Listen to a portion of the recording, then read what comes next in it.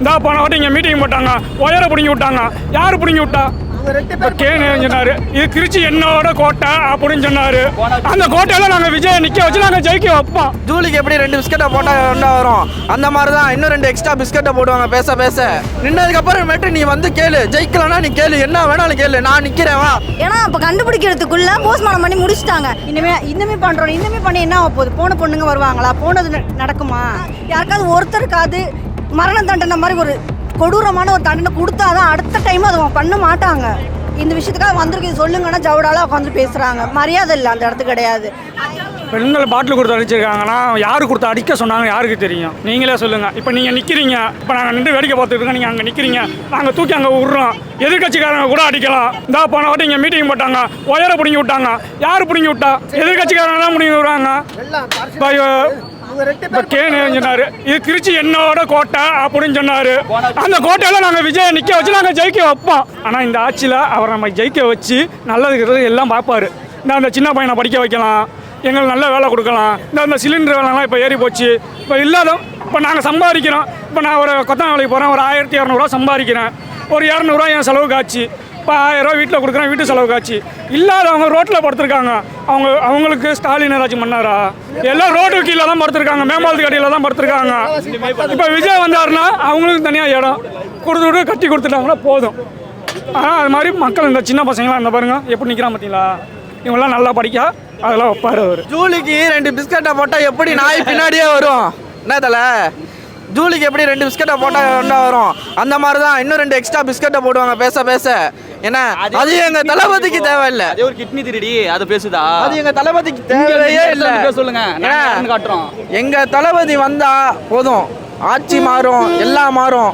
ஆமா, ஒருத்தர் கேட்டாரு, பார்த்தேன். அவருக்கு நான் சொல்லிக்கிறேன் உனக்கு ஒரு தேதியிலே ஜெயிக்க வாய்ப்பு இல்லப்பா ராஜா. என்ன 2 தொகுதியில எங்க அண்ணன் இன்னும் ஜெயிக்கிறாரு. அந்த திறமையை நீ பார்த்துட்டு நீ பேசணும். என்ன பார்க்காம நீ பேசக்கூடாது என்னைக்குமே. என் தலைவர் நிப்பாரு, ஜெயிப்பாரு. நின்னதுக்கு அப்புறமேட்டு நீ வந்து கேளு, ஜெயிக்கலன்னா நீ கேளு, என்ன வேணாலும் கேளு, நான் நிக்கிறேன் வா. நான் காவேரி ஆஸ்பத்திரிக்கு ஆப்போசிட்ல தான் நான் வேலை பார்க்குறேன், தள்ளுவண்டி கடையில் தான் நான் வேலை பார்க்குறேன். ஏன்னா அங்கே தான் இருப்பேன், எப்போவும் அங்கே தான் நான் இருப்பேன். வந்து நீ கேளு, என்ன நீ ஜெயிக்கல, உன் தளபதி நீ ஜெயிப்பான் அப்படின்னு நீ பேசுனப்பா. நீ ஜெயிக்கல, 2 தொகுதியிலுமே ஜெயிக்கல, ஒரு தொகுதியில தான் ஜெயிச்சான் அப்படின்னா நீ வந்து கேளு, என்கிட்ட கேளு வா, நான் பதில் சொல்கிறேன் உனக்கு. பெண்களுக்கு எங்கெங்க பாதுகாப்பு இருக்கும் போத விளாதி குளத்தில் வந்துட்டு ஒரு பொண்ணை ரேப் பண்ணி கொண்டுட்டாங்க. அந்த பொண்ணுக்கு நீதி கிடைக்கல, ஒன்றும் கிடைக்கல. அடுத்து இன்னொரு பெண்களுக்கு அப்போ நீங்கள் அந்த பொண்ணுக்கு ஆக்ஷன் எடுத்திருந்தீங்கன்னா நெக்ஸ்ட் வந்துட்டு அங்கே இன்னொரு இடத்துல நடந்திருக்குமா? சேலமில் ஒரு பொண்ணுக்கு அந்த மாதிரி நடந்திருக்குங்களா? சொல்லுங்கள். அப்புறம் எங்கேருந்து நீங்கள் பெண்களுக்கு பாதுகாப்பு கொடுக்குறீங்கன்னு சொல்கிறீங்க? ஏன்னா அவங்க தானே ஆட்சி நடத்துகிறாங்க. இப்போ வந்துட்டு 41 பேர் செத்தாங்கல்ல, அவங்க அது எதனால், என்ன ரீசன்னு? ஏன்னா அப்போ கண்டுபிடிக்கிறதுக்குள்ளே போஸ்ட்மார்ட்டம் பண்ணி முடிச்சிட்டாங்க. ஏன்னா அப்போ தானே ஈஸியாக தளபதி மேலே வந்துட்டு பழிய போட முடியும். இங்கே வந்துட்டு அதுக்கு போராட்டம் நடந்துக்கிட்டு இருக்கு. அவங்க பேரண்ட்ஸுக்கு அதுக்கான நீதி கிடைக்கவே இல்லை. அது கிடைக்கிறதுக்குள்ளேயே அடுத்த ஒரு நியூஸு, ஒவ்வொரு நியூஸாக இப்படியே பரப்பிக்கிட்டு இருக்காங்க. ரொம்ப கஷ்டங்க. தயவு செஞ்சு டிஎம்கேக்கு ஓட்டே போடாதீங்க தயவு செஞ்சு. 2 காரணம் என்னங்க, 1000 காரணம் கூட சொல்லலாம். ஃபஸ்ட்டு வந்துட்டு மதுக்கடை இதெல்லாம் ஒழிக்கிறேன்னு சொன்னாங்க. அதுக்கான எந்த ஸ்டெப்புமே இல்லை. தெருவுக்கு தெரு வந்துட்டு மதுக்கடை எல்லாமே இருக்குது, ஓகேங்களா? இன்னொன்று வந்துட்டு பெண்களுக்கு சேஃப்டியே இல்லை. அங்கே ஒரு பொண்ணுக்கு நீதி கிடைக்கிறதுக்குள்ளே இன்னொரு இடத்துல ரேப் பண்ணி கொண்டுறான். அதெல்லாம் இல்லைண்ணே, நம்மளோட இனிகோ சொல்லியிருக்காரு, கொஞ்சமாச்சு தெம்பும் திராணியும் இருந்தால் விஜய் வந்து ஒரு தொகுதியில் மட்டும் நிற்க சொல்லுங்கள், 2 தொகுதியிலேயே நிற்கிறாங்கிட்டு இருக்காங்க. அதே தெம்பும் திராணி இருந்தால் அவங்க ஏன் கூட்டணி கட்சியோட ஏன் வச்சுருக்காங்க? கூட்டணி இல்லாமல் அவங்கள போட்டி போட சொல்லுங்கள். அவங்க மட்டும் ஏன் கூட்டணி கட்சியோட வச்சுருக்காங்க? இவர் 2 தொகுதியில் நிற்கக்கூடாதா? இவங்க இஷ்டத்துக்கு தான் பேசுவாங்க. அவங்க மட்டும் அவங்க இஷ்டத்துக்கு கூட்டணி கட்சி வச்சு அவங்க இது பண்ணலாம். இவர் மட்டும் 2 தொகுதியில் நிற்கக்கூடாதா? அவங்க தனிச்செல்லாம் அவங்களாம் ஜெயிக்க முடியாது. இப்போல்லாம் யாரும் வந்து டிஎம்கேக்கெலாம் ஓட்டு போட மாட்டாங்க. அவங்க கூட்டணி வச்சா அவங்க எத்தனை கட்சியோட 20 கட்சிக்கு மேலே அவங்க வந்து கூட்டணி கட்சி வச்சுருக்காங்க. அவங்களாம் அது ஜெயிச்சாதான் அது வச்சாதான் அவங்களாம் ஜெயிக்க முடியும். ஜெயிக்கலாம் முடியாது, ஓரளவுக்காச்சும் இருக்க முடியும். பயத்தினால தான் போடுறாங்க. அப்படி இருந்து இங்கே எல்லாம் கேட்டால் இருக்காங்க. அப்படி இல்லாமல் இங்கே இவ்வளோ பேர் கூட்டமாக வருவாங்களா? இங்கே அதெல்லாம் இங்கே யாரும் கண்டுக்க போகிறது கிடையாது. எல்லாரும் டிவிக்கு தான் ஓட்டு போடுவாங்க. அதான் எல்லாருக்கும் வந்து அவரை பிடிச்சிரும்ல, அந்த ஒரு பயம் தான். ஏன் அப்பாவை யாருக்கும் பிடிக்காது, ஸ்டாலின் அப்பாவை. அதனால வந்து யாரும் இங்கே இதெல்லாம் அலோட் பண்ண மாட்டாங்க. அங்கிள் ரொம்ப பயப்படுறாரு ஆட்டுக்கு. அவர் ஏற்கனவே பிபி சுகர்லாம் நிறையா இருக்காட்டுக்கு. அதுதான் நடந்து வந்துலாம் கல்ல டீ குடிச்சிட்டு போறாரு. இங்கே கொஞ்சம் வந்து என்ன பண்ணுறாரு, அவருக்கு என்ன பண்ணுறதே தெரில. அவருக்கு ரொம்ப வயசாயிருச்சாட்டுக்கு. அதனால் கொஞ்சம் மூளை குழம்பிருச்சு அவருக்கு. அதான் இங்கே வேற எதுவும் இல்லை. அவர் ஒரு தீய சக்தி தான். தீய சக்தி தான் சொல்ல முடியும். வேற ஒரு தூய சக்தியா? அவர் தீய சக்தி தான். டிவிக்கே தான் தூய சக்தி. அப்படிதானே பண்ணுறாங்க. எல்லாம் ஏமாத்துறாங்க. கள்ள ஓட்டு போடுவாங்க கண்டிப்பாக. நம்ம ஆதவ் அண்ணா சொன்ன மாதிரி 4 to 6 கண்டிப்பாக கள்ள ஓட்டு போட வருவாங்க. அப்படிலாம் பண்ணுவாங்க. தீய சக்தி தான் சொல்ல முடியும், தூய சக்தி தான் சொல்ல முடியும். அது அவர் அப்பயே அவர் வீடியோவே எடுத்து சிசிடிவி கேமரா வச்சு காமிச்சிட்டாரு. இவங்க இப்படி தான் பண்ணுவாங்க, நாங்கள் அப்படி தான் போடுறோன்ட்டு. அவர் கரெக்டாக தான் பண்ணியிருக்காரு. இவங்க ஏமாத்த தான் செய்வாங்க. இவங்க பார்த்தா வேலை தான். உடனே அவங்க குடிச்சிட்டு வந்தாங்க, அவங்க எந்த கட்சி இல்லை அப்படின்னு சொல்லிட்டு ஒரு இதை சொல்லிட்டாங்க திருப்பி. அதெல்லாம் போய் தான். அதெல்லாம் அவங்க இருக்கவங்கலாம் எல்லாம் பாருங்க வயசான பாட்டிங்க தான் இருப்பாங்க. டான்ஸ் ஆடுறவங்களாம் பாருங்க வயசான பாட்டிங்க தான் இருப்பாங்க.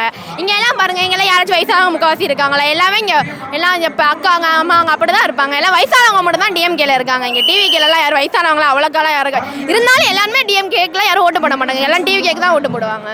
எதுக்கு என்ன சொல்றீங்க பாதுகாப்புன்னு? சும்மா ஒரு பேருக்கு தான் பாதுகாப்பா. என்ன பாதுகாப்பா இருக்கு சொல்லுங்க? இந்த இடத்துக்கிட்ட இந்த ரீசெண்ட்டுங்கனால தான் எவ்வளோ பார்த்துருக்கோம் நம்ம. என்ன பாதுகாப்பு இருக்கு? இது என் பொண்ணு தான், இதுக்கு பாதுகாப்பு இருக்கும்னு நம்ம சொல்ல முடியுமா? பாதுகாப்புலாம் ஒன்றும் சும்மா சொல்கிற கதை. ஆனால் பாதுகாப்புன்றதே கிடையாது. அது இப்போ எடுக்கிறேன்னு சொல்லுவாங்க, ஆனால் எடுக்க மாட்டாங்க. ரீசெண்ட் டைமில் தான் சொல்கிறாங்க எடுக்க போகிறோம், பண்ணுறோம், இன்னுமே பண்ணுறோம். இன்னுமே பண்ணி என்ன ஆக போகுது? போன பொண்ணுங்க வருவாங்களா? போனது நடக்குமா? இன்னுமே பண்ணுறேன்னு ஏன் சொல்கிறாங்க? ஏன்னா விஜய் வருவாருன்னு கண்டிப்பாக தெரியும். அதனால தான் சொல்கிறாங்க இன்னுமேட்டு பண்ணுறோம். இன்னுமே பண்ணனா ஓட்டு போடுவாங்களே அந்த மாதிரி. அது பண்ணக்கூடாது. அதான் நான் சொல்கிறேன். அதாவது வெளியூருங்களெல்லாம் பண்ணுறாங்களே, வெளிநாட்டிலாம் பண்ணுறாங்களே, பிடிச்சி உள்ளே போடுறாங்க. ரீசெண்டாக என்னன்னா ஜாமீன் அது இதுன்னு கொடுத்துட்றாங்க, வெளியே வந்துடுறாங்க. வெளியே வந்து என்ன பண்ணுவாங்க? மறுபடியும் அதே தான் பண்ணுவாங்க. அது பண்ணக்கூடாதுன்னா யாருக்காவது ஒருத்தருக்காது மரண தண்டனை மாதிரி ஒரு கொடூரமான ஒரு தண்டனை கொடுத்தாதான் அடுத்த டைம் அதை பண்ண மாட்டாங்க. அது இன்னுமே தானே கொடுக்குறாங்க. ஏன்னா இப்போ தானே அண்ணன் வரப்போகிறாரு. அது எங்கள் அண்ணன் வந்துருவாரோன்னு ஒரு பயத்தில் இன்னுமே கொடுக்குறோம். இன்னுமே கொடுக்கறதுக்கு என்ன இருக்குது? இன்னுமே கொடுக்கறதுக்கு ஒன்றுமே கிடையாது. சப்போஸ் அண்ணன் வரமாட்டான்ற ஒரு தைரியத்தில் சரி நம்ம வரலான்றதுக்காக அதை இப்போதைக்கு கொடுக்குறேன்னு வாங்க. மறுபடியும் வந்ததுக்கப்புறம் அதே தான் பண்ணுவாங்க. சொன்னது எதுவுமே பண்ணலை தானே. யார் வீட்டிலங்க இல்லை இந்த காலத்தில் வாஷிங் மிஷின் டிவி இல்லாத வீடு இருக்கா? ஃபஸ்ட்டு அது எதுக்காகனா வரணும். அதாவது இருக்கிறத தக்க வச்சுக்கிறதுக்காக அவங்க போடுற பிளானை தான் இதெல்லாமே. ஆனால் கண்டிப்பாக அதெல்லாம் நடக்காது. அதுக்கப்புறம் என்ன சொல்லுவாங்க? கூப்பன் இல்லை, அது இல்லை. நாங்களே வாங்கினது கிடையாது எதுவுமே. எங்களுக்குலாம் மாதம் 1000 ரூபா காசு எங்களுக்குலாம் வரவே கிடையாது. எங்களுக்குலாம் கிடையாது காசு. போய் கேட்டால் இப்படி இல்லை அப்படி இல்லை இது இல்லை எழுதணும் அங்கே போகணும் இப்படி அலைய விட்றாங்க. அந்த 1000 ரூபாய்க்காக நாங்கள் அலையிறதுக்கு அலையாமல் வீட்டிலே இருந்துடலாம். அது 1000 வாங்குறதுக்காட்டி எங்களுக்கு ஹாஸ்பிட்டல் செலவு பார்க்க முடியாது. ஒரு மரியாதை ஒரு ஆஃபீஸில் போய் நம்ம விசாரிக்கிறோன்னா கூட அந்த விசாரிக்கிறதுக்கு ஒரு பதில் சொல்ல மாட்டேங்கிறாங்க. இந்த விஷயத்துக்காக வந்திருக்கு சொல்லுங்கன்னா ஜவுடால உட்காந்து பேசுகிறாங்க. மரியாதை இல்லை அந்த இடத்துக்கு கிடையாது. 1000 ரூபாலாம் எங்களுக்கு கிடைக்கவே கிடைக்கல. இதை போய் நாங்கள் யார்கிட்ட சொல்ல முடியும் சொல்லுங்கள்?